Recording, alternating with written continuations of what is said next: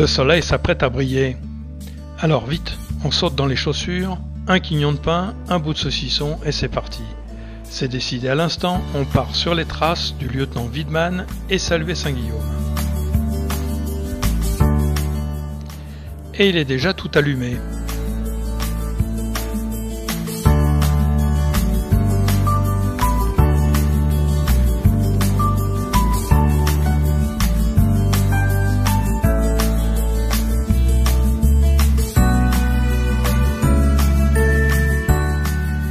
Alors que depuis des siècles, les Nordiques naissaient les skis au pied, c'est seulement à partir de 1890 que mûrit en France l'idée de se déplacer à ski.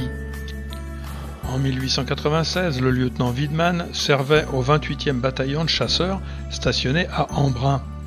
D'origine suédoise, il vantait les mérites des skis qu'il avait fait fabriquer dans son pays.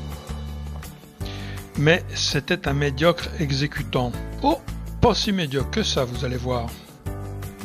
Un jour, exaspéré par les moqueries de ses camarades, il paria de prouver par des courses en montagne que l'on allait plus vite en ski qu'en raquette.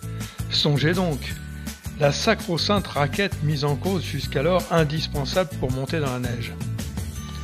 Le 12 février 1897, il part à 5 heures de la gare d'Embrun, ski sur l'épaule, et atteint le sommet du mont Guillaume à 10h30 après avoir gravi 1681 mètres de dénivelé positif.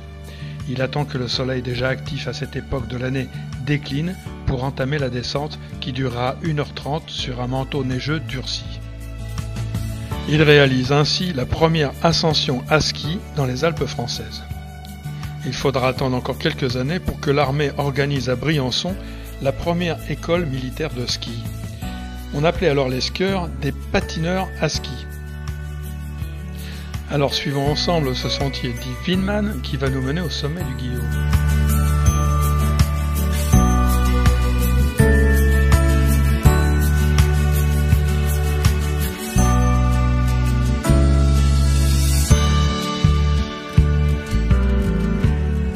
Nous arrivons à la chapelle Seyère, ce qui m'amène à vous parler de Guillaume. En mai 1202, le berger Guillaume était occupé à garder les troupeaux sur la montagne du mont Guillaume au-dessus d'Embrun. Ce berger, né de parents pauvres, était manchot depuis sa naissance, privé de la main droite.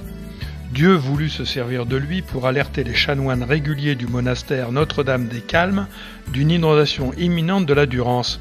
Il envoya un ange avertir le petit berger en lui donnant une mission, avertir le monastère de Notre-Dame des Calmes. Le berger alla les avertir une première fois, mais il n'eut guère d'écoute. Il revint quelques jours après pour les avertir de nouveau et remarquèrent qu'ils avaient une deuxième main. Dieu lui avait offert une main toute neuve afin qu'il puisse convaincre les moines. Ils furent surpris et décidèrent d'écouter le petit berger. Les moines quittèrent la zone et allèrent se réfugier à l'abbaye de Boscodon. Bien leur en apprit, les eaux emportèrent tout.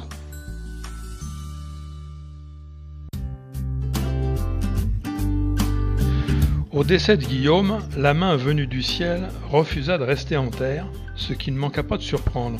On la plaça dans une châsse en argent et elle fit l'objet de prières et de pèlerinages pendant tout le Moyen-Âge. La main du berger est conservée depuis dans une châsse d'argent dans l'église Saint-Antoine d'Églier.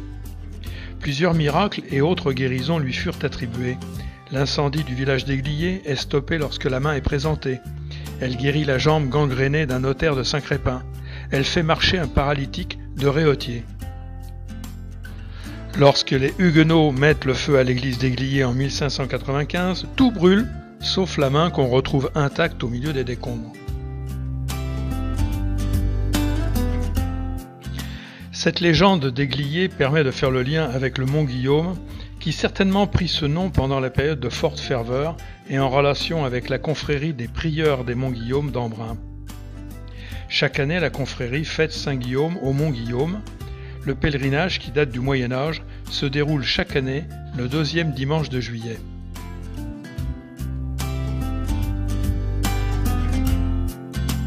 Et nous voilà donc au sommet, à la chapelle Saint-Guillaume.